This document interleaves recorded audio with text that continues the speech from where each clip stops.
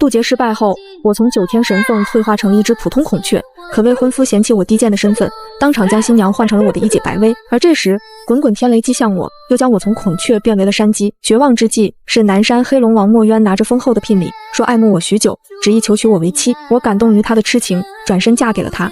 摇身一变成了南山人人敬畏的妖后。婚后，墨渊更是将我宠在了心尖上，3界皆知。可是直到我的千岁生辰前夕，我躲在云殿后的梧桐丛中，想要给墨渊一个惊喜，却听到了他与贺长老的密谈。还是与往常一样，把这次天煞寒劫的寒气统统引到我妻子身上吧。墨渊的声音低沉而决绝，没有一丝温度，仿佛在谈论一件无关紧要的死物。贺长老眼中满是不忍，犹豫道：龙王，您当初故意让神凤渡劫失败，再引来寒劫毁了他的双目和嗓子，让他从孔雀沦为山鸡。如此这般继续下去，恐怕娘娘的身子鼓撑不住，会魂飞魄散的。毕竟他已经为您挡了1000年的劫了。墨渊把玩着手中的玉扳指，缓缓道：若不是只有神凤的血肉才能抵挡这万年寒劫，护住薇儿的心脉，我才不会娶她。至于玄婴，我已将南山妖后的荣耀赐予她，她理应知足。只要薇儿能化身真凤，牺牲一只废鸡算什么？他们的对话如9天惊雷般在我耳边炸响，我才知道为什么这些年我日夜刻苦修炼，身体却每况愈下，连站立都变得困难。每当墨渊看到我被寒劫冻得浑身溃烂，他都会红着眼睛告诉我，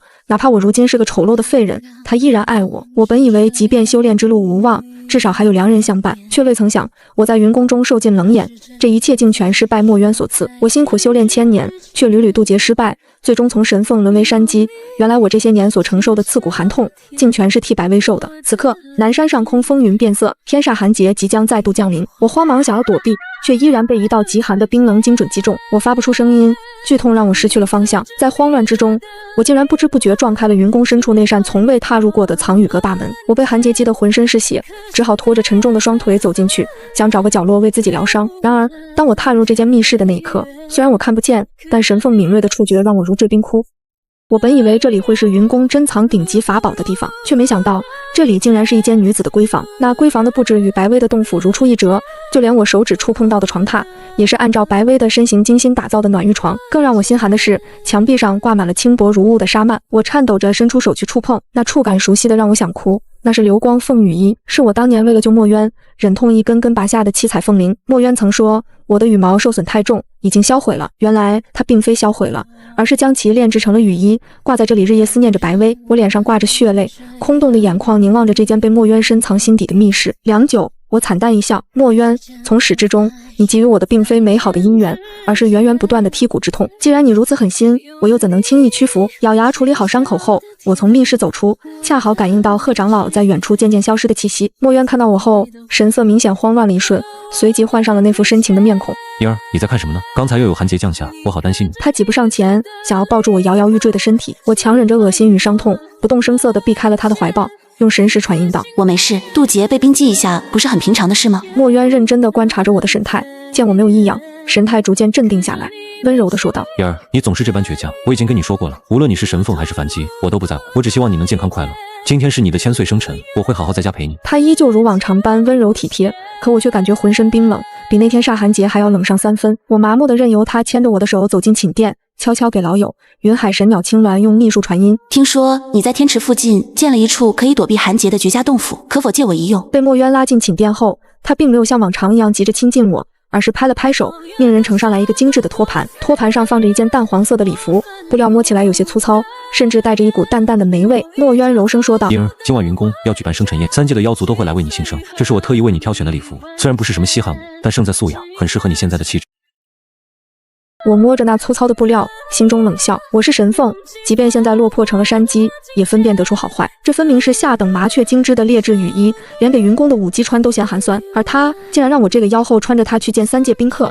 怎么不喜欢吗？墨渊的声音冷了几分。嫣儿，你现在身子不好，不能穿太华丽的衣裳，会压不住福气。听话，换上吧。我不想在这个时候跟他起冲突，只能顺从地点了点头，在侍女的帮助下换上了那件礼服。衣服并不合身，腰身松垮，袖口太长，显然不是按照我的尺寸做的，这分明是按照白薇的身材做的旧衣服。晚宴开始，我挽着墨渊的手臂走进大殿，四周传来了窃窃私语声。这就是妖后，怎么穿得跟个乞丐似的？你看她那张脸，全是灰毛和斑点，真吓人。这衣服也太不合身了吧！龙王真是重情重义啊，娶了个瞎子废鸡还这么宠着，换作是我早就休了。我低着头，忍受着四面八方的嘲讽。就在这时，殿外传来一声高喝：白薇小姐到！大殿瞬间安静下来，紧接着爆发出阵阵惊叹声。虽然我看不见，但我能感觉到一股熟悉的气息扑面而来，那是流光凤羽的气息。白薇穿着一件流光溢彩的七色羽裙，款款走进大殿，那裙摆随着她的走动，如同彩虹般变换着色彩，美得令人窒息。那是我的，是我被墨渊骗去拔下的七彩凤翎。哇，那是传说中的流光凤羽衣吗？太美了！白薇小姐真是天生丽质，这羽衣穿在她身上，简直就像是长在她身上一样。相比之下，妖后简直就是个笑话。墨渊松开了我的手，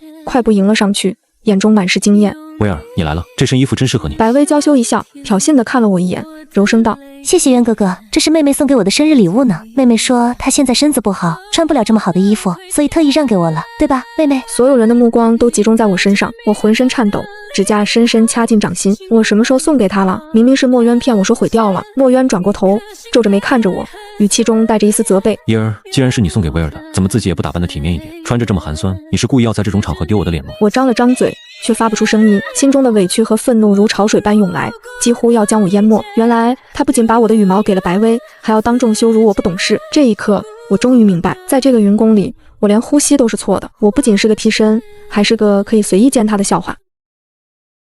晚宴的高潮，墨渊亲自为白薇斟酒，两人谈笑风生，仿佛他们才是一对璧人。而我独自坐在角落里，面前只有一杯冷茶，偶尔有几个不知好歹的妖族过来敬酒，言语间也满是轻慢。妖后娘娘，您这身衣服真是别致啊，是今年流行的新款吗？娘娘，听说您以前是神凤，怎么现在连个鸣叫声都听不到了？我紧紧握着茶杯，指节泛白。墨渊，你真的好狠！你不仅要拔我的毛，抽我的骨，还要把我的尊严踩在脚底下，让全天下的人都来看我的笑话。深夜，宾客散去，墨渊似乎终于想起了我这个所谓的妻子，牵着我冰凉的手回到了寝殿。一进门，他便换上了一副疲惫而歉疚的神情，将我按在柔软的云榻上。伊儿，今晚委屈你了。他抚摸着我礼服上粗糙的纹路，叹了口气。我也没想到威尔会穿那件凤羽衣，你也知道，他从小被娇惯坏了，不懂事，你别跟他一般见识。我避开他的触碰，心中冷笑，不懂事，明明是你亲手把我的羽毛送给了他，现在却要把责任推到一个不懂事上。墨渊见我不说话，以为我只是在闹别扭，他拍了拍手，侍女端上来一碗散发着极致寒气的汤药，那碗壁上结着厚厚的冰霜，光是靠近，我就感觉到一股刺骨的寒意钻入毛孔。婴儿，这是你最喜欢的万年冰髓。墨渊端起药碗，柔声道：我知道你今晚受了气，特意让人去极寒之地寻来的。喝了它，不仅能美容养颜，还能助你恢复修为。我的婴儿又长了1岁，夫君不求你涅槃成神，只求你岁岁平安。我是神凤一族，天生属火，喜温厌寒，尤其是替他挡了这么多年的寒劫后，我的身体早已寒毒入骨，五脏六腑都像是被冻住了一样脆弱。这万年冰髓对白薇那种喜寒的血雀精来说是补品，对我来说却是穿肠烂肚的剧毒，哪怕喝下一口，都要折损我100年的寿元，痛不欲生。墨渊却每年都记错，或者说他从未用心记过，在他心里，只要是白薇喜欢的，我也理应喜欢。我强忍着眼眶中的酸涩，传音道：夫君，我近日身子虚寒，受不得这冰髓。听话。墨渊打断了我的话，眉头微皱，语气中带上了一丝不容置疑的威压。这是我的一番心意，难道你要糟蹋了吗？快喝了，别让我生气。看着他那双逐渐变得冰冷的眸子，我心中一颤，若我不喝，他定会起疑，甚至会用强。我闭上眼，端起那碗如同刀片般的冰髓，一饮而尽。寒液入喉，瞬间化作无数把细小的冰刀，顺着喉管一路割裂下去。我痛得蜷缩在榻上，浑身痉挛，冷汗瞬间浸湿了衣衫，五脏六腑仿佛被搅碎了一般。我张口想要惨叫，却因为是个哑巴，只能发出嘶哑的呵呵声。墨渊看着我痛苦的样子，却没有丝毫心疼，反而露出一丝满意的微笑。这就对了，良药苦口，睡一觉就好了。他刚想伸手帮我擦去嘴角的血迹，门外突然传来一阵急促的脚步声。白薇的贴身侍女那只灰雀精惊慌失措地冲了进来，扑通一声跪在地上。龙王不好了，我家小姐心口疼得晕过去了。什么？墨渊脸色大变，瞬间站起身，手中的药碗碎片被他踩得粉碎，发出刺耳的声响。怎么回事？刚才宴会上不是还好好的吗？怎么突然就晕了？太医说，小姐是因为穿着那件流光凤羽衣，虽然好看，但羽衣自带神凤的怨气，冲撞了小姐的心脉。现在小姐危在旦夕，心口疼得满地打滚。太医说，他偷偷抬眼看了墨渊一眼，又看了看蜷缩在榻上的我，咬牙说道：唯有神凤的护心灵做药引，才能压住这股怨气，救小姐一命。墨渊猛地转过头，死死地盯着蜷缩在榻上的我，那眼神不再是刚才喂药时的虚伪温情，而是赤裸裸的掠夺与冷酷。护心灵，那是神凤一身精血的凝聚，也是我身上仅剩的最后一片完好的灵羽。若是拔了，我不死也要去半条命。更重要的是，那是我的尊严，是我作为神凤最后的骄傲。婴儿，墨渊一步步逼近，声音低沉沙哑，带着一丝不容置疑的命令。你也听到了，威尔是为了穿你的衣服才出事的，你有责任救他。反正你现在也是个废人，留着护心灵也没什么用，你也无法再修炼了，不如拿出来救威尔一命。你放心，我会轻一点的，不会让你死的。我拼命摇头，眼泪夺眶而出。不，墨渊，你不能这么对我，我是你的妻子啊，你怎么能为了救那个贱人，亲手拔我的灵？那不仅仅是一根羽毛，那是连着我的心脉啊！墨渊根本不理会我的挣扎，他一只手轻易地按住了我颤抖的身体，像是在按住一只待宰的羔羊，另一只手化作锋利的龙爪，闪烁着寒光，直接撕开了我胸前的衣襟。那根散发着淡淡七彩光芒的护心灵正贴在我的心口，随着我的心跳剧烈起伏，仿佛在做最后的挣扎。忍着点。墨渊冷冷地说了一句，语气中没有一丝怜悯。下一秒，剧痛袭来，噗嗤，龙爪狠狠刺入我的血肉，硬生生地扣住了那根灵羽的根部。那是一种无法用言语形容的痛，仿佛灵魂被生生撕裂。我发不出声音，但我灵魂深处在凄厉的惨叫，鲜血喷涌而出，溅了墨渊一脸，但他连眼睛都没眨一下。手腕一用力，将那根连着血肉的护心灵狠狠拔了下来。我眼前一黑，痛得几乎昏死过去。在意识模糊的最后一刻，我看到墨渊捧着那根血淋淋的灵羽，眼中满是狂喜，转身就跑。威尔有救了，太医，快拿去入药。他走了，留给我一个决绝的背影和一室浓重的血腥味。我躺在血泊中，胸口空荡荡的，风一吹，钻心的疼。原来这就是我在他心里的位置，连一根羽毛都不如。我以为的夫妻情分，在他眼里不过是一场笑话。我不知道自己在血泊中躺了多久，直到伤口的血凝固，直到那股撕心裂肺的痛变成了麻木。我给自己简单包扎了一下，换上了一件干净的衣服，坐在窗前，看着窗外漆黑的云海，心死了，眼泪也就流干了。第二天午后，墨渊没有回来，来的人是白薇，她头上戴着一只崭新的发簪，那发簪打磨的晶莹剔透，散发着淡淡的七彩光晕，尾端还垂着流苏，我一眼就认出来了，那是我的护心灵。墨渊不仅拔了我的灵给他做药引，还把剩下的灵管部分做成了首饰，戴在了他的头上。白薇平退了左右，走到我面前，脸上带着胜利者的微笑，她伸手摸了摸头上的发簪，得意地说道：妹妹，你看渊哥哥的手艺真好，他说我的发际太素了，这根灵羽正好配我。对了，还要谢谢你的血，昨晚喝了那碗药，我的心口一点都不疼了呢。我冷冷地看着他，眼中满是恨意。白薇似乎很享受我这种愤怒却无能为力的样子，她凑到我耳边，用只有我们两个人能听到的声音，恶毒地说道：玄音，你是不是很恨我？恨我抢了你的夫君，恨我剥了你的皮，拔了你的灵。可是你知道吗？这还不是最精彩的。他顿了顿，语气变得阴森恐怖。当初爹娘对你恩爱有加，你回来后我让爹爹杀了你，可是他竟然不肯，还说以后会好好保护我们姐妹两个。我好害怕你会抢走属于我的财产，没办法，我只好亲手杀了爹娘。你知道吗？他们死前被我抽干精血的时候，竟然流着泪说他们不怪我，真是太虚伪了。哦对了，你的神凤气运也是那时候被我用秘术夺走了一半，不然你以为为什么你渡劫总是失败？轰！我的脑海中一片空白，浑身的血液仿佛瞬间逆流。杀父弑母，夺我气运，原来这一切的悲剧都是这个毒妇一手造成的。我颤抖着站起身，不知哪里来的力气，猛地扑向了白薇。我狠狠给了他一巴掌，然后死死掐住了他的脖子。虽然我是个哑巴，虽然我没有灵力，虽然我刚刚失去了护心灵，但我此刻只想杀了他，哪怕是用牙咬，也要咬断他的喉咙。救命啊！杀人啦！白薇尖叫着，拼命挣扎。就在我即将捏碎他喉骨的那一刻，一道强劲的掌风突然袭来，将我狠狠推开。我重重地撞在身后的柱子上，刚结痂的胸口再次崩裂，鲜血染红了衣衫。墨渊一把抱住快要昏厥的白薇，目光复杂且愤怒地看着我，吼道：玄音，你疯了吗？威尔刚从鬼门关回来，你竟然想要杀他，你怎么变得如此恶毒？我张了张嘴，想要辩解，想要告诉他真相，可是我是个哑巴，我只能发出啊的嘶哑声，手指颤抖地指着白薇，血泪从眼眶中涌出。墨渊根本没有耐心看我的比划，他见白薇脖子上那道红痕，又看到他头上歪斜的发簪，眼中的心疼瞬间化为了对我的厌恶。他抬手一挥，一道极寒的蓝光瞬间笼罩了我。我惊恐地发现我的身体动不了了，那是南山龙族的禁忌秘术万年霜寒术。寒冰顺着我的脚踝迅速向上蔓延，将我的双腿、腰身、双手死死冻结在原地，只留下一颗头颅露在外面。墨渊冷冷地说道：我不想听到你发出任何难听的声音，也不想看你在发疯。既然你学不会尊重白薇，那就在这冰柱里好好反省吧。3天之内，谁也不许放他出来，也不许给他送吃的。我拼命地摇头，眼泪落在冰面上，瞬间结成了冰珠。墨渊，你为什么不信我？你为什么连一个解释的机会都不给我？哪怕我是个哑巴，你若有心搜魂便知真相，可你没有，你甚至连看都不愿意多看我一眼。墨渊抱着受惊的白薇离开了寝殿，临走前，白薇趴在他肩头，透过他的肩膀冲我露出了一个阴毒而得意的笑容，那眼神仿佛在说：去死吧，替死鬼！寝殿内恢复了死一般的寂静，我被封在冰柱中，寒气侵蚀着我的伤口，那种痛比寒结还要剧烈100倍，但我却感觉不到冷了，心死了，身子便也不觉得痛了。我闭上眼，调动体内最后的一丝神凤本源之力。这一次，我不再抱有任何幻想，我要离开这里。冥冥之中，我看见一个地方，我曾经见过，在古书上凶险万分，是云渊天堑。冰柱中的寒气一点点侵蚀着我的意识，那种冷不仅仅是身体上的，更是灵魂深处的冻结。但我不能睡，一旦睡过去，我就再也醒不过来了。这千年的仇恨也将随着我的死亡而烟消云散。我必须趁着墨渊去陪白薇的时间，彻底逃离这个地狱。我用力咬破舌尖，剧痛让我涣散的瞳孔重新聚焦。我看着将我死死困住的万年霜寒，眼中闪过一丝决绝。墨渊以为封住了我的灵力，我就无法逃脱，但他忘了，神凤一族最强大的从来不是灵力，而是那一身流淌着上古神性的精血，那是足以涅槃重生的火焰之源。以此残躯燃血为引。我在心中默念着禁忌的咒语，我开始燃烧心头那最后一滴神凤精血，那是我的本源，一旦耗尽，我将彻底变成凡人，甚至灰飞烟灭。但此刻，这是我唯一能动用的力量，也是我为了自由必须付出的代价。我张口喷出一大口鲜血，那血落在洁白的冰面上，竟然没有结冰，而是像有生命一般诡异地蠕动起来。这是神凤一族的秘术，血傀儡。只有在濒死之际，以心头血为引，才能制造出一个与本体气息一模一样的假身，维持3个时辰不散。随着血液的流失，我的脸色惨白如纸，身体摇摇欲坠，但我强撑着一口气，看着那滩血水逐渐升高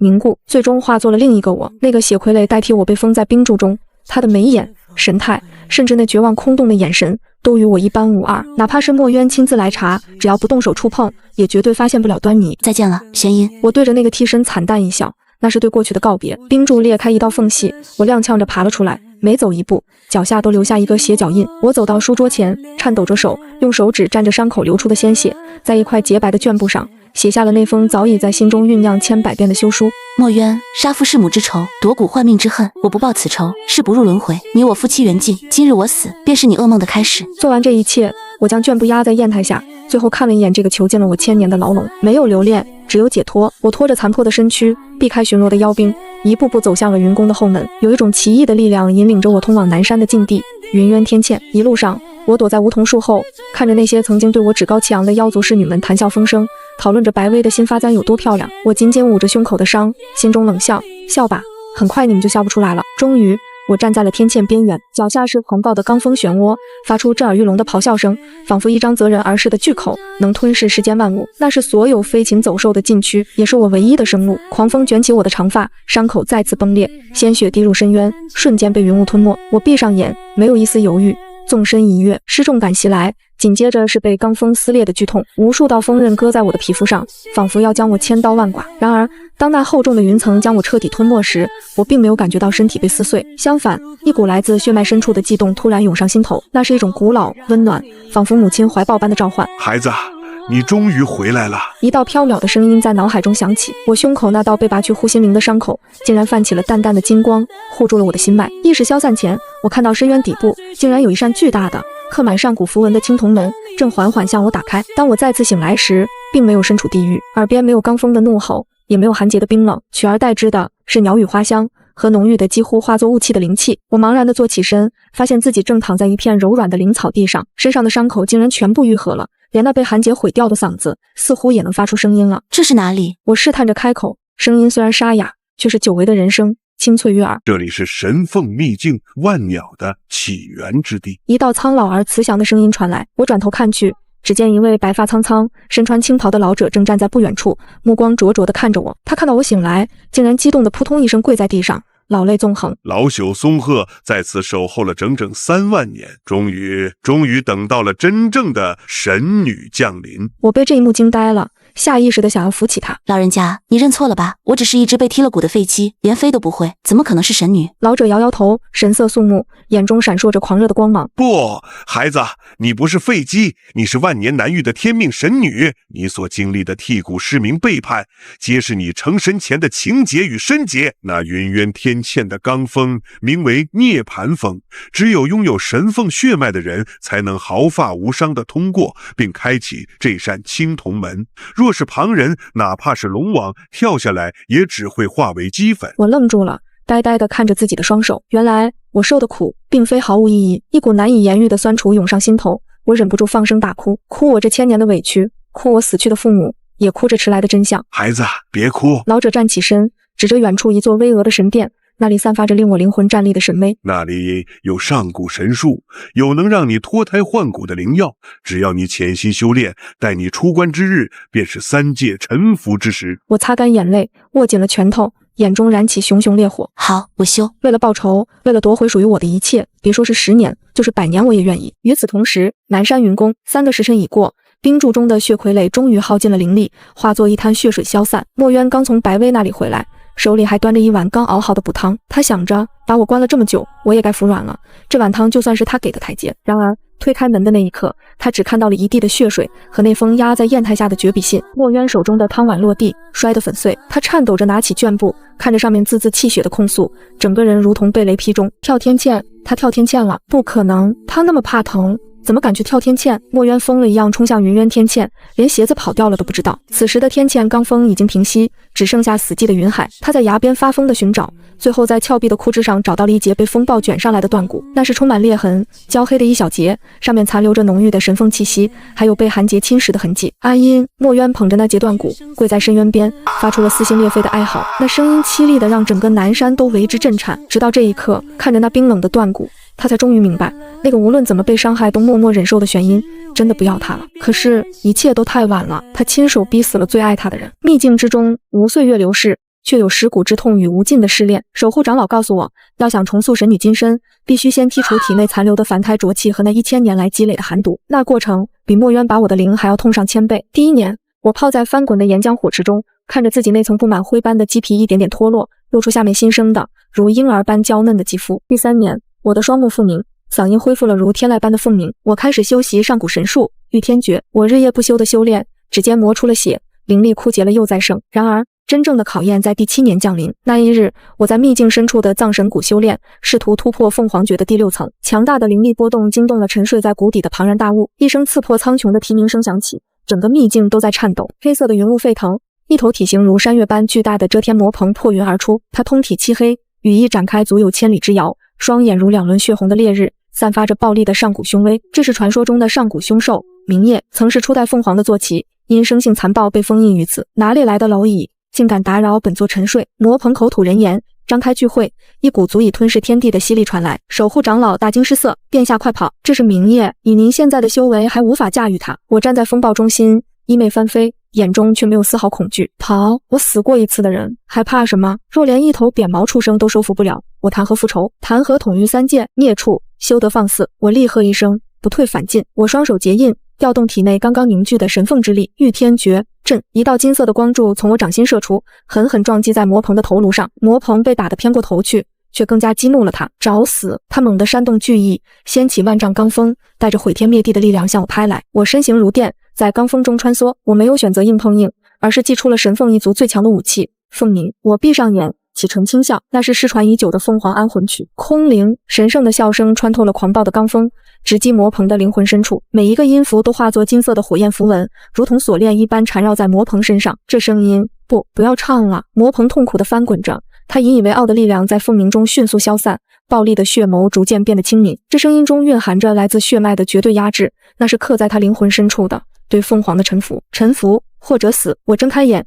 瞳孔中金光流转，宛如神明降世。我一步步踏云而行，走到魔鹏巨大的头颅前，伸出手，轻轻按在他的眉心。我是3界的新主，玄音，从今往后，你便是我的剑，我的翼。魔鹏巨大的身躯颤抖了一下，最终他低下了高傲的头颅，发出一声温顺的低鸣。黑光一闪，庞大的身躯消失，取而代之的是一位身穿黑羽甲、面容冷峻的少年。他单膝跪地，向我低下了头。罪臣明夜，拜见凤凰陛下，愿为陛下赴汤蹈火，万死不辞。收服明夜的那一刻，我体内的瓶颈轰然破碎，凤凰诀大成，神女金身圆满。我看着跪在脚下的上古凶兽，嘴角勾起一抹冷笑。墨渊，你有10万妖兵妖将又如何？我有这上古魔鹏，足以踏平你的南山。10年期满，这一日，3界原本平静的天空突然沸腾起来，天降万道霞光，无数飞鸟在云端盘旋，发出悦耳的鸣叫。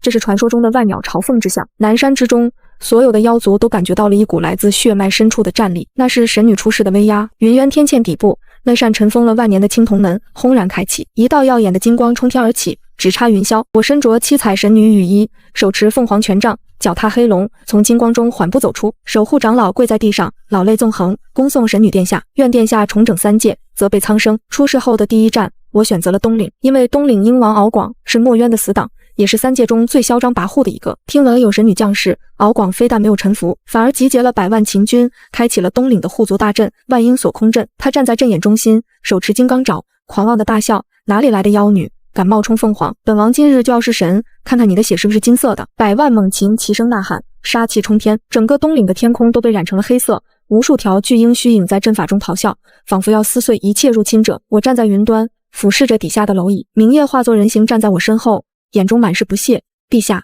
让属下去吞了他们。”我摆了摆手，淡淡道：“不必，既然他们想看神威，那我就让他们看个够。”我缓缓伸出一根手指，指向那翻滚的东岭云海，分，轻轻吐出一个字。下一秒，天地变色，一股比天煞寒结还要恐怖万倍的炽热从我指尖爆发。这不是普通的火，而是蕴含着天地法则的红莲业火。只见那原本狂暴的云海在瞬间燃烧，100万秦军保持着冲锋的姿势，瞬间化作了栩栩如生的灰烬雕塑。一阵风吹过，便消散无踪。那不可一世的万鹰锁空阵连1秒钟都没撑住，便在法则之力下崩碎。敖广脸上的狂笑还未褪去，便被禁锢在一团金色的火焰牢笼之中，眼神中充满了极致的恐惧。整个东岭在这一指之下化作了焦土。我轻轻弹了弹手指，灭，所有的灰烬瞬间消散，天地清明，100万秦军灰飞烟灭，只留下敖广一人。对我特意留了一口气，元神被囚禁在火笼中，瑟瑟发抖。我一步踏出，瞬间来到敖广面前。现在信了吗？敖广的元神跪在火笼里，疯狂磕头：“信了，信了，凤凰陛下饶命！小鹰有眼不识泰山。”这一战震动3界，神女玄阴一指焚东岭，灭100万秦军。消息传出，西岭和北岭的妖王连夜带着降表，跪在东岭云宫门外，瑟瑟发抖，只求神女饶命。3界归心，天下大定。唯有南山，因为墨渊的疯魔成了一座孤岛，那里消息闭塞，墨渊还沉浸在丧妻之痛中，根本不知道外面的天已经变了。他更不知道那个让他闻风丧胆，即将主宰他命运的神女凤凰，正是他以为已经死去的妻子。时机到了，我坐在东岭那象征着无上权力的梧桐皇座上，听着探子的回报。启禀凤凰陛下，南山那边传来消息，那只雪雀精白薇因为当年偷食了您的心头血，如今遭到了神血反噬，心脉寸断，即将暴毙。南山废龙墨渊为了救他，正带着他往东岭赶来。据说他是想来求见您这位无所不能的神医，求您救人，或者求您复活他的亡妻。我听完，嘴角勾起一抹残忍而玩味的笑容，手指轻轻敲击着扶手，发出清脆的声响。求医，好啊，让他来，本皇可是为他准备了一份大礼呢。东岭之巅，云海翻涌，墨渊背着奄奄一息的白薇，站在通往东岭云宫的必经之路上。这13年来，他为了寻找复活我的方法，早已耗尽了龙元。如今的他，虽然还挂着龙王的名头，却虚弱的连个普通妖族都不如，满头白发在风中凌乱。曾经不可一世的南山龙王，如今看起来就像个落魄的乞丐。渊哥哥，我好疼！白薇趴在他背上，声音微弱如游丝，神血反噬的痛苦让他那张原本清秀的脸变得扭曲狰狞，皮肤下仿佛有无数条小虫子在钻动，那是神血在排斥他这个卑劣的容器。别怕，墨渊喘着粗气，声音沙哑。听说这位凤凰是神女转世，无所不能，只要见到她，你就有救了。我也能问问他能不能复活样。他并不爱白薇，甚至恨不得他死，但他不能让他死，因为白薇的心脏里流淌着当年我被拔去的那半颗心头血，那是这世上仅存的属于我的气息。他留着白薇，就像留着一个活着的容器，一个寄托他对我的思念的怪物。就在他们即将踏入云宫地界时，一道黑色的身影拦住了去路。那是一个身穿黑羽甲、面容冷峻的少年，身上散发着令人心悸的凶煞之气，正是我的坐骑魔鹏明夜。他奉命在此迎客，实则是为了给这2位贵客第一道下马威。站住！明夜冷冷地开口，声音如雷霆炸响：“凤凰陛下有令，闲杂人等不得入内。”墨渊连忙放下白薇，拱手作揖，姿态卑微到了极点：“这位小兄弟，我是南山龙王墨渊，特来求见凤凰陛下，救命之恩必有重谢。”明夜上下打量了他一眼，眼中满是不屑。南山龙王，哦，就是那个死了老婆还要养着杀妻仇人的废物。墨渊脸色一白，却不敢发作，只能忍气吞声，请小兄弟通融一下。这时趴在地上的白薇却忍不住了，他虽然痛得要死，但那骨子刻在骨子里的傲慢却改不了。他看着明夜那身普通的黑甲，以为他只是个看门的侍卫，便尖叫道：“你个看门狗，你知道我们是谁吗？渊哥哥可是龙王，我是未来的龙后，你敢拦我们？信不信渊哥哥让你脑袋搬家？”明夜笑了，那是嗜血的冷笑。看门狗。他缓缓走向白薇，身上的威压毫无保留地释放出来，那是上古凶兽的威压，比龙王还要恐怖100倍。白薇只觉得一座大山压了下来，浑身的骨头都在咔咔作响，他惨叫一声，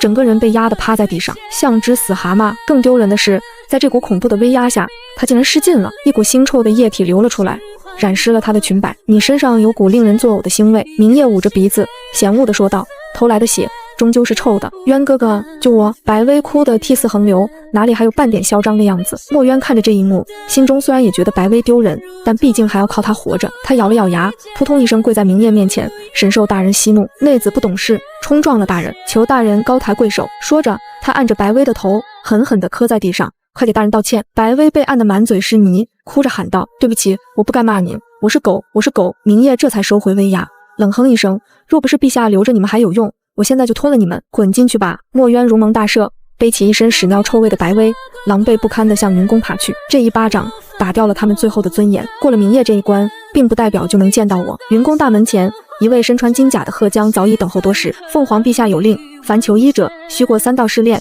以示诚心。墨渊擦了擦额头的汗水，请问是何试炼？贺江指着那长达9900级的云梯。第一关，一步一叩首。不过在此之前，听说南山龙王带了一件至宝，想要献给陛下。墨渊一愣，随即点了点头。他从怀里小心翼翼地掏出一个锦盒，锦盒打开，里面躺着一截焦黑断裂的灰色骨头，那是他这13年来视若生命的宝贝，我的遗骨。他以为这节蕴含着神凤气息的骨头足以证明他对亡妻的深情，也足以打动那位传说中的神女。这是亡妻玄音的遗骨。墨渊捧着锦盒，眼中满是深情与痛苦。他曾是七彩神凤，为了我受尽苦难，我愿将此宝献给凤凰陛下，只求陛下能垂怜，救救我背上之人，或是指点我复活亡妻之法。贺江接过锦盒，看都没看一眼，直接转身对着大殿方向高喊：“南山龙王献宝！”枯骨一解，大殿深处传来一声清冷的轻笑，那笑声穿透层层云墙，清晰地传入墨渊耳中。拿一截死鸡骨头来恶心本皇，这种晦气的东西也配进我东岭云宫？话音未落，一道金色的神火突然从天而降，精准地落在贺江手中的锦盒上，火焰腾空而起，那截原本就脆弱不堪的断骨，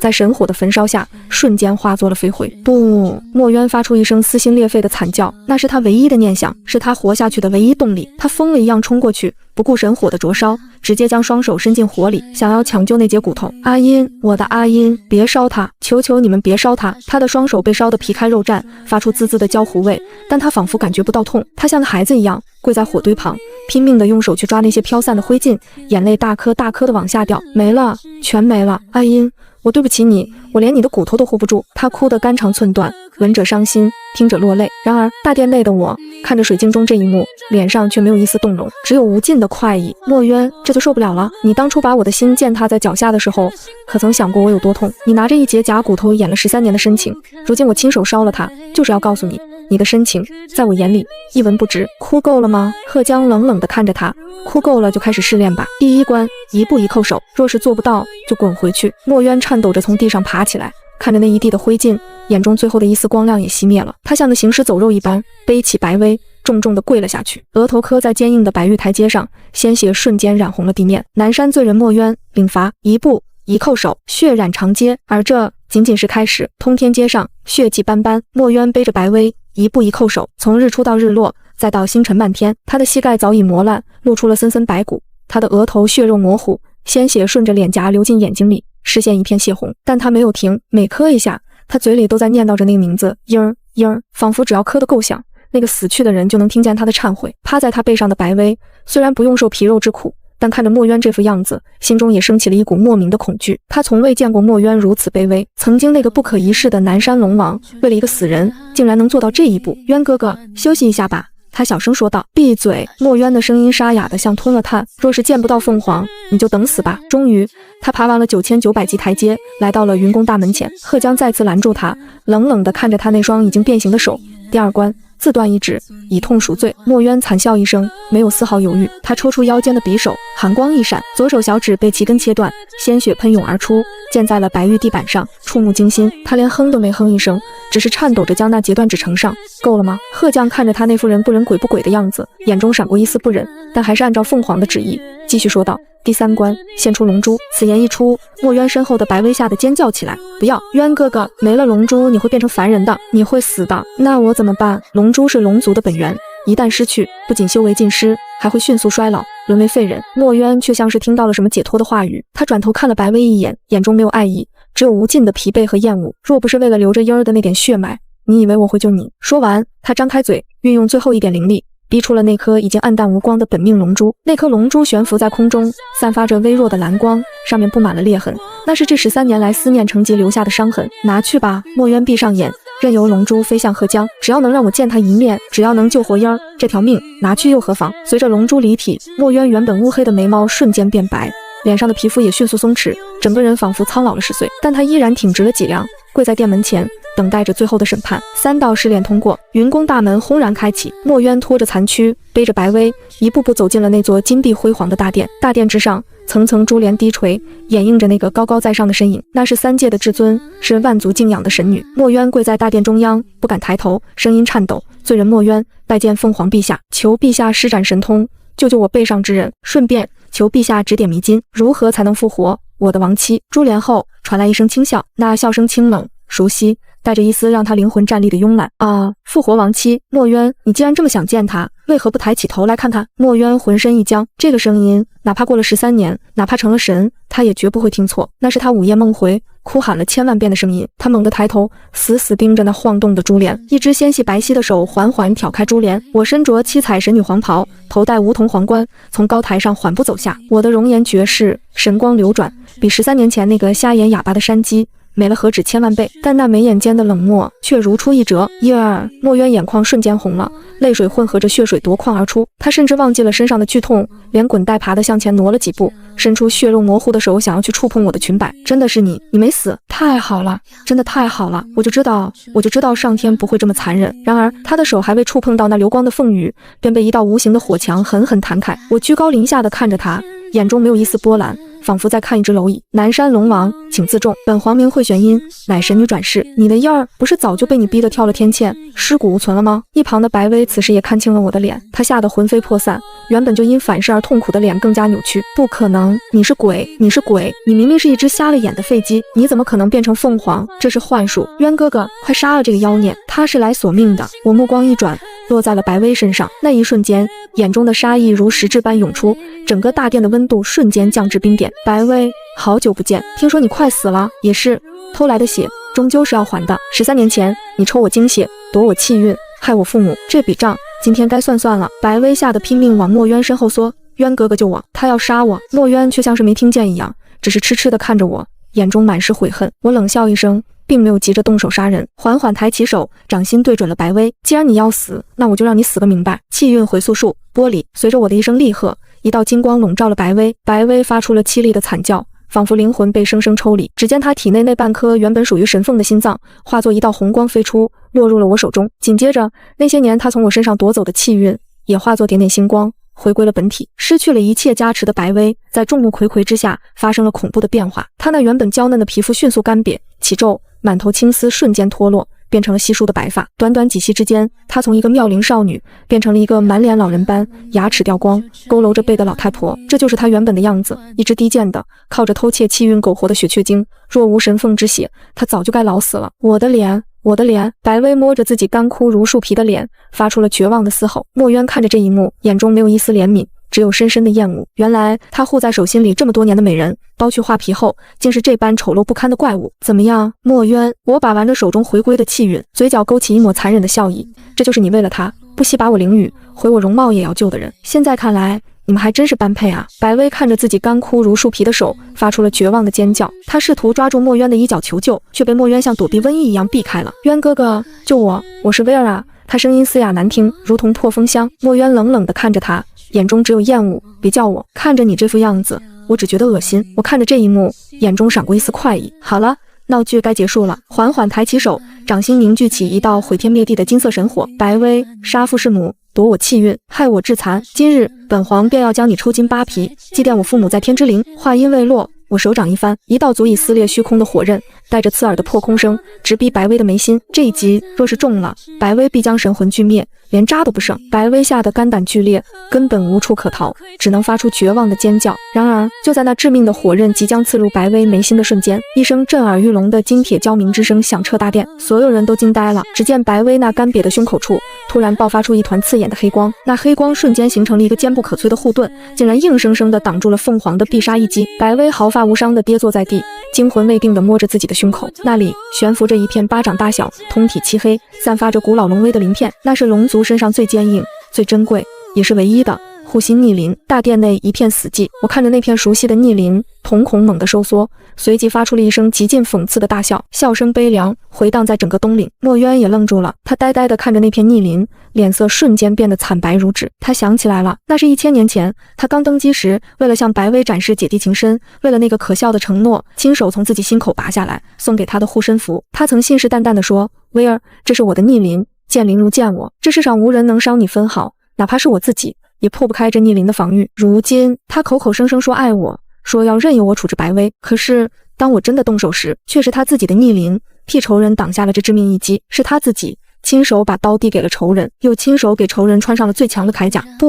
不是这样的。墨渊慌了，彻底慌了，他疯了一样冲过去，想要抢夺那片逆鳞，声音嘶哑的不成样子：“嫣儿，你听我解释，我忘了，我真的忘了这东西在他身上，我现在就毁了他，我现在就毁了他。”白薇却死死抓住那片逆鳞，像是抓住了救命稻草，原本绝望的脸上露出了癫狂的笑容。“玄音，你杀不了我，这是渊哥哥的逆鳞，只要我不给，谁也拿不走，我是不死的，我是不死的，就算你是神女又怎样，你也破不开龙王的逆鳞。”我收敛了笑意，眼中的悲凉瞬间化为决绝的杀意，看着墨渊那副狼狈不堪，试图抢夺逆鳞却被结界弹开的样子，只觉得无比可笑。不死！我冷哼一声，周身神光大盛，身后浮现出一尊巨大的七彩神凤法相。墨渊，你以为一片破鳞片就能拦得住神女之怒？今日我便让你看看什么是真正的天威！我猛地腾空而起，满头青丝狂舞，不再保留，体内的神凤血脉与神女之心彻底燃烧。给我碎！没有用任何花哨的法术，而是直接伸出一根手指，带着毁天灭地的力量，狠狠地点在了那片漆黑的逆鳞之上。那是玉石俱焚的打法，一声清脆的碎裂声清晰地传入了每一个人的耳中。那片号称3界最坚硬，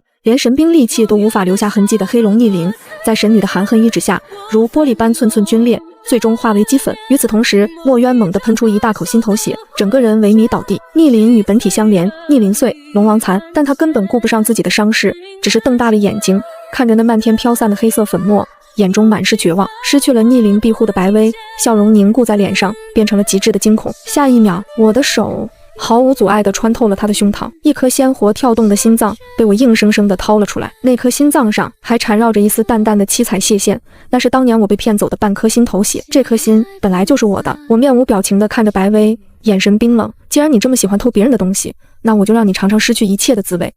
不要！白薇发出微弱的哀求。我手指用力一捏，心脏爆裂，白薇连惨叫都来不及发出，身体便化作了一滩腥臭的血水，彻底消散在天地间，连灵魂都被神威震碎，永不超生。大殿内鸦雀无声，所有人都屏住了呼吸，看着那位高高在上的神女，眼中满是敬畏。只有墨渊趴在地上，大口大口地吐着血，鲜血染红了他身下的白玉地板。他失去了龙珠，碎了逆鳞，断了手指，如今已是个废人。我嫌恶地甩掉手上的血迹，一步步走到墨渊面前，居高临下地看着他，眼神比看一只蝼蚁还要冷漠。墨渊，白薇死了，接下来该算算我们之间的账了。墨渊艰难地爬起来，跪在我脚边，卑微地去拉我的裙角，手指颤抖得厉害。嘤儿，逆鳞碎了，我的报应来了，只要你能消气，你要我的命都可以，求求你，别赶我走，让我留在你身边赎罪，好不好？哪怕是做个扫地的奴仆，哪怕是做条看门的狗，只要能每天看到你，我就心满意足了。赎罪！我冷笑一声，手指点在他的眉心。你也配？一道幽光闪过，墨渊只觉得脑海中一阵剧痛，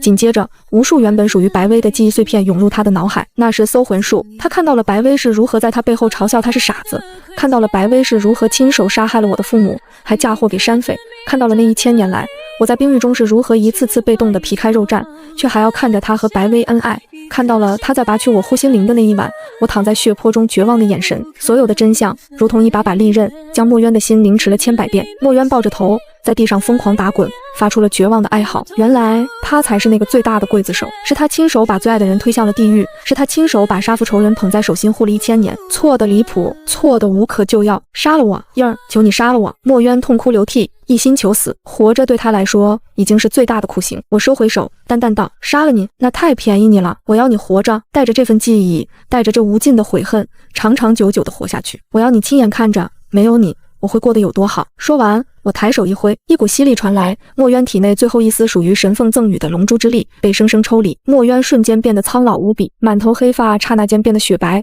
脸上爬满了皱纹。他彻底失去了龙王的神格，成了一条连普通妖族都不如的废龙。来人，将这醉龙拖下去！我的声音传遍三界，将他永生永世囚禁在南山天堑旁，不得踏出半步。遵命！2名金甲神将上前，像拖死狗一样拖起了墨渊。墨渊没有反抗，他只是死死地盯着高台上那个光芒万丈的身影，直到大门重重关上，隔绝了他最后的一丝光亮。我冷眼看着墨渊被像死狗一样拖到了南山云渊天堑旁，这里寒风凛冽，罡风如刀，曾是我为了逃离他而绝望跳下去的地方。如今我亲手将这里变成了他的囚笼，看守的神将依照我的旨意设下结界后便离开了，只留他一人面对这无尽的孤寂与黑暗。透过水镜，我看着他的一举一动。起初墨渊只是呆呆地坐着，但很快他就疯了。他披头散发，双目赤红，整日对着虚空的云海嘶吼，或是对着空气温柔低语，那副模样令我感到既可笑又恶心。婴儿，你冷不冷？夫君给你暖暖。婴儿，别躲了，我知道你没死，你出来见见我好不好？她是我的妻子，她是爱我的，你们谁也不能把她抢走。她的执念太深，怨气太重，隔着水镜，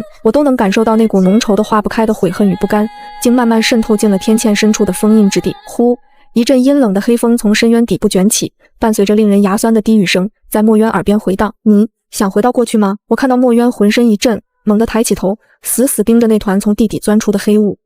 谁在说话？那黑雾渐渐凝聚成一张扭曲的人脸，我认得他，那是上古时期被封印在此的万恶之源天煞怨念。他贪婪地嗅着墨渊身上的怨气，诱惑道：我是能帮你的人，只要你愿意，我可以施展逆转时空的神术，送你回到一切悲剧发生之前。那时候他还没有被拔毛，还没有被剔骨，他还是那个满眼都是你的小凤凰。回到过去，墨渊的眼中瞬间爆发出狂热的光芒，他像条狗一样连滚带爬地扑向那团黑雾。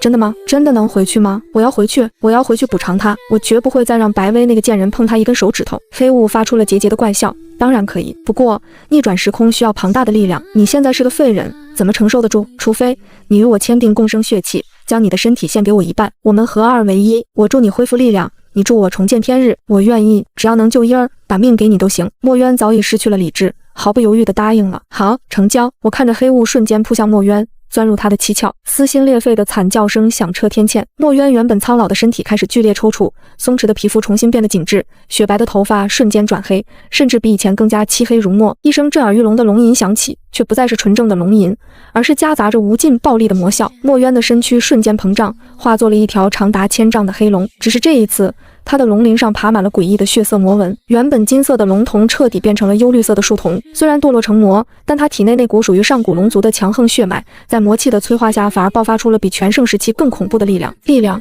这就是力量。墨渊看着自己锋利的龙爪，眼中闪烁着癫狂。婴儿，等我彻底掌控这股力量，我就逆转时空去救你。他感应到了什么？目光投向了南山深处，那是龙族历代先祖沉睡的盘龙秘境，里面埋藏着龙族无数的至宝和灵脉。砰！墨渊化作一道黑色的闪电，瞬间冲破了看守神将布下的结界，裹挟着漫天魔气，朝着盘龙秘境的方向遁去。东岭云宫梧桐皇座之上，我正闭目养神，神识却始终锁定着南山的动静。明夜突然快步走入，单膝跪地，神色有些难看。陛下，出事了！南山那边传来异动，看守墨渊的结界被强行冲破。墨渊逃了！我缓缓睁开眼，指尖轻轻敲击着扶手，故作讶异。废了龙珠，碎了逆鳞，他竟然还能逃！明夜沉声道。现场残留着极其混乱的气息，似乎墨渊燃烧了最后的寿元，强行爆发。探子回报，他一路向西，直接闯入了南山深处的盘龙秘境，那是龙族的禁地。盘龙秘境，听到这4个字，我敲击扶手的动作顿了一下，嘴角勾起一抹冰冷的弧度。我想起来了，当年我刚嫁给墨渊时，为了帮他提升修为，曾陪他回过一次龙族祖地。那群龙族的长老一个个自诩血统高贵，根本看不起我这只落毛的凤凰。他们不仅将我拒之门外，还当众羞辱我是贪图龙族宝藏的野鸡，甚至暗中出手，用威压震伤了我的5脏6腑。若不是那时我为了墨渊选择隐忍，早就掀了他们的龙窝。没想到墨渊穷途末路，竟然逃回了那里。明夜眼中杀气腾腾，陛下，在盘龙秘境易守难攻，若是让墨渊在里面休养生息，恐怕是个祸患。属下这就带兵去平了秘境，将墨渊抓回来。慢着！我抬手制止了明夜，眼中闪烁着玩味的光芒。我虽已通过水镜知晓他入魔，但对外我只当他是狗急跳墙。龙族那些老东西，当年既然那般看不起我，如今正好让他们看看，他们一心维护的龙王，如今变成了什么丧家之犬。墨渊现在疯疯癫癫，又失去了龙珠，回到那群势利眼的长老面前，能有什么好果子吃？我站起身，透过大殿更为巨大的水镜，遥望着南山的方向，冷笑道：传令下去，撤回南山附近的所有暗哨，不必阻拦，也不必惊动龙族。我要看着他们狗咬狗。果然，水镜之中，龙宫深处已是尸横遍野。墨渊盘坐在堆积如山的干尸之上，周身缭绕着浓郁的化不开的血煞之气。吸食了上百名龙族精英弟子的精血后，他的实力已经膨胀到了一个恐怖的境界，甚至隐隐触摸到了当初全盛时期的门槛。够了，力量够了！墨渊猛地睁开眼，双瞳中魔纹流转，快，开启逆转时空的大阵！我要回去见婴儿。他脑海中的怨念发出了贪婪的怪笑，这声音透过水镜的传音阵法，清晰地传入我的耳中。急什么？阵法是有了，但还缺个阵眼。想要逆转关于他的因果，他本人必须在阵法之中。什么？墨渊皱眉。婴儿现在是凤凰，实力通天，若是强攻，我未必能将他完好无损地带回来。那就智取。怨念阴恻恻地说道。听说西岭的青鸾族长老过几日要举办千岁寿宴，那老东西与神凤一族有些渊源，若是他亲自发帖邀请，你的婴儿一定会去。墨渊眼中闪过一丝阴狠。好，就用他做饵。视线流转，我看着墨渊来到了西岭青鸾族地，原本喜气洋洋的寿宴筹备现场，此刻却变成了一片死寂。墨渊一身黑袍，如同死神降临，一只手死死掐住青鸾长老的脖子，将他提在半空。周围的青鸾族人倒了一地，生死不知。墨渊将一张烫金的请帖扔在青鸾长老面前，声音冰冷，邀请凤凰玄音来参加你的寿宴，若是敢耍花样，我屠了你全族。青鸾长老虽然被制住，但骨头极硬，他狠狠啐了一口带血的唾沫，喷在墨渊脸上。呸！你这个堕入魔道的畜生，你也配提凤凰陛下的名字？墨渊抹去脸上的血污，额头青筋暴起，眼中的杀意几乎要溢出来，但他忍住了。我是畜生，那你又算什么？连族人的命都护不住的废物！墨渊凑到他耳边，压抑着怒火。写不写？不写，我现在就捏碎你的腰丹！你这种肮脏卑劣的小人，永远也配不上神女。你就算把她骗来，她也绝不会原谅你。青鸾长老一边咒骂，一边在墨渊的逼迫下，颤抖着写下了那封沾满屈辱的请帖。墨渊死死盯着那封请帖，指甲嵌入掌心，配不上。等我逆转了时空，我就是救他于水火的英雄，到时候只有我配得上他。看着这一切，我只觉得可悲。3日后，通往西岭的必经之路上，我如约而至。我乘坐着七彩凤驾，并未带太多随从。既然他想演戏，我便给足了青鸾长老面子，也给足了墨渊机会。然而，就在凤驾行至一处峡谷时，天地变色，四面八方突然升起12根巨大的血色光柱，一个早已布置好的上古困阵瞬间启动，将我连人带车死死锁在其中。怎么回事？凤驾内的侍女惊慌失措，还没等他们反应，漫天的黑雾便如饿狼般扑了下来，无视了凤驾的防御，直接钻入车内，缠绕在我的身上。我顺势发出了一声痛苦的闷哼，配合着这场演出。躲在暗处的墨渊看到这一幕，心脏猛地一缩。他透过阵法清晰地看到那黑雾并不是在传送，而是在疯狂地撕扯我的神魂，像是在进食。我的脸色在法术伪装下惨白如纸，原本强大的神力在魔阵中表现得无法施展，整个人在痛苦中颤抖。住手！快住手！墨渊慌了，对着脑海中的怨念大吼：你在干什么？不是逆转时空吗？为什么他在流失生命力？你会害死他的！闭嘴！怨念的声音变得狰狞而狂热，不经历痛苦怎么能涅槃？这是逆转时空的代价，只要吸干了这一世的他，打破现在的因果，我们就能回到过去。可是他好痛，他在喊痛啊！墨渊看着水镜中我那张扭曲的脸，心如刀绞，下意识想要撤去阵法。墨渊，怨念厉声喝道：你现在停手，他就会知道是你干的。依他的性子，他会把你千刀万剐，你永远也别想再得到他。难道你想让他以后嫁给别人吗？忍一忍，只要忍过这一时，等阵法大成，他就会完好无损地回到你怀里，做那个只爱你一个人的傻孔雀。墨渊伸出去的手僵在了半空。是啊，如果现在停下，我就真的完了，这是唯一的希望了。他看着阵法中痛苦挣扎的我，眼中闪过一丝明知被骗却不愿醒来的疯狂。对不起，婴儿，对不起，你忍一忍，很快就好了。等回到了过去，我一定把命都不给你。他颤抖着收回了手，转过身去，不再看那残忍的一幕。哪怕他心里清楚，那魔族怨念大概率是在骗他，是在吃人，但他还是选择了助纣为虐。峡谷之中，风声鹤唳，墨渊背对着那令人心碎的惨叫声，身体止不住的颤抖。他在等那个怨念告诉他，时空已经逆转，一切都回到了原点。然而身后的惨叫声却突然戛然而止，取而代之的是我一声极尽轻蔑的冷笑。墨渊，这就是你所谓的爱吗？看着我受刑，你似乎很享受。墨渊猛地回过头，瞳孔瞬间地震，只见那原本应该在魔阵中痛苦挣扎的我，此刻正端坐在凤驾之上，毫发无伤。我嘴角的鲜血早已消失，取而代之的是一抹掌控全局的淡笑。那些原本如饿狼般撕咬我的黑雾，此刻竟温顺地被我踩在脚下，如同丧家之犬。你没事？这怎么可能？墨渊惊骇欲绝，这可是上古魔阵。上古魔阵！我缓缓站起身，拂了拂衣袖上的尘埃。早在青鸾族地出现那股令人作呕的魔气时，我就闻到了你身上那股腐烂的味道，龙气与魔气混杂。你以为你能瞒天过海？收到请帖的那一刻，我就知道是个局，但我还是来了。我手中结出一个繁复的金印，那正是我在神风秘境中求教守护长老松鹤，专门针对这是神怨念炼制的上古秘术，姐姐印。松鹤长老告诉我，这怨念本就是为了针对神女而生，但她也是个可怜虫，若无实体依附，根本活不过3日。看来是你用龙族的精血把她养大的吧？为了引她入瓮，我不入阵，如何能开启这姐姐印？说罢，我眼神一凛，手中金印狠狠拍下，区区跳梁小丑也敢在至尊神女面前放肆孽！金光万丈，瞬间冲破了12根血色光柱。不可能，神女怎么可能这么强？那团寄生在墨渊体内的怨念发出了绝望的尖叫，在神女浩荡的天威之下，她连逃跑的机会都没有，瞬间被金光蒸发，化作缕缕青烟，彻底消散于天地之间。从古至今，他从未袭击神女成功过，这一次也不例外。随着怨念消散，墨渊身体一软，瘫倒在地。他看着高高在上的我，眼中满是慌乱与祈求。英儿，你听我解释，我不是想害你，我是被那魔物骗了，我只是太爱你了，我想回到过去，我想让你变回以前那个无忧无虑的小凤凰，我想重新宠你爱你。我像是听到了什么天大的笑话，一步步走到他面前，居高临下的看着他。墨渊，别侮辱这个字了，你所谓的爱，就是不顾我的意愿，强行逆转时空，就是为了你自己的执念，牺牲无辜的族人，甚至要吸干我的神魂。这不叫爱，这叫强取豪夺，叫自私自利。我大手一挥，一道水镜凭空出现，镜中是盘龙秘境如今的惨状，尸横遍野，血流成河，无数龙族子弟被吸成了干尸，剩下的老弱病残躲在角落里瑟瑟发抖。你好好看看，这就是你为了爱我所做的一切。我厉声道，你不仅对不起我，你更对不起生你养你的龙族。你身为龙王，确实子民之血，你简直不配做龙。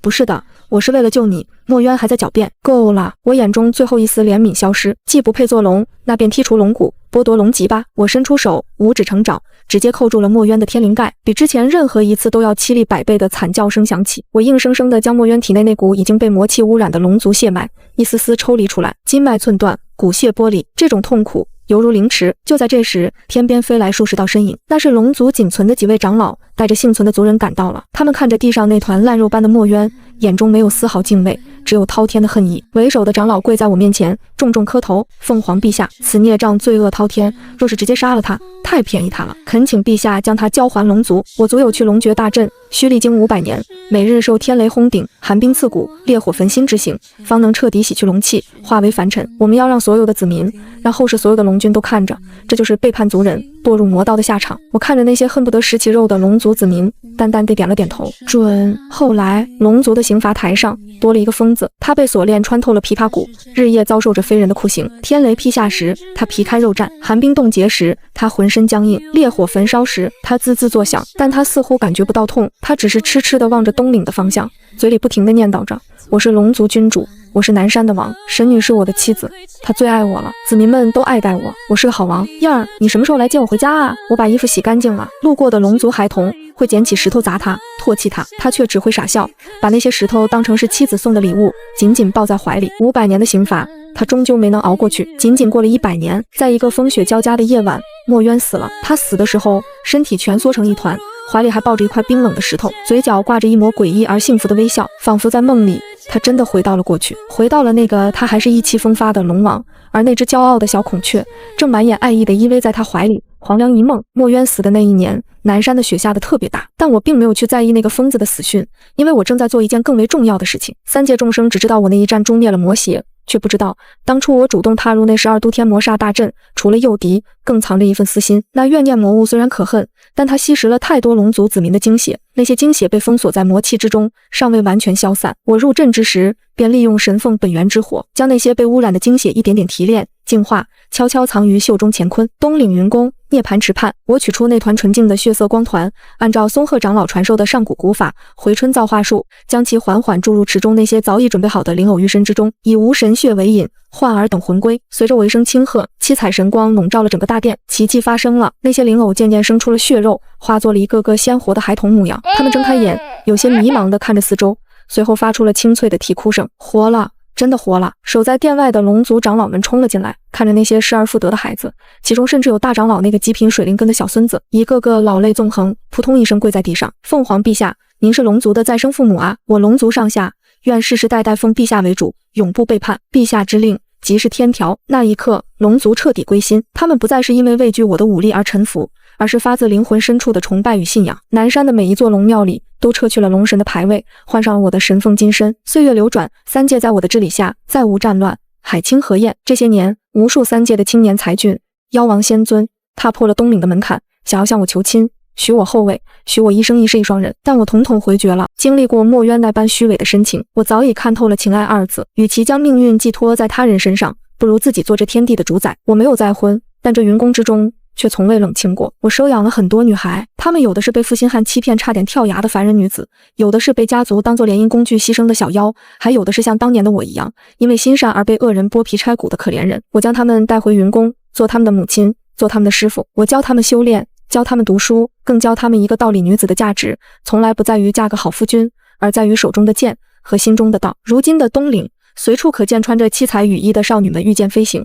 她们自信张扬明媚，再无人敢欺辱她们半分。娘亲，娘亲！一个小糯米团子跌跌撞撞地跑过来，扑进我怀里。她是我前些年在人间捡到的一个弃婴，如今已长得粉雕玉琢。娘亲，你看，我学会了浴火术。她掌心腾起一朵小小的金色火焰，满脸求表扬的神情。我笑着摸了摸她的头，好，我们家小九真棒。看着她纯真的笑脸，再看看大殿外那些正在切磋修行的女儿们，以及这繁花似锦的太平盛世，一股前所未有的暖流涌上心头。这就是我要的生活，没有勾心斗角，没有虚情假意，只有守护与传承。我站起身，走到云宫的露台上，迎着浩荡的长风，俯瞰着这片臣服于我的三界。风中似乎传来了墨渊死前那悔恨的呢喃，但在我耳中早已轻如鸿毛，激不起半点涟漪。我玄阴终究是活成了自己最想要的样子，自由、强大且幸福。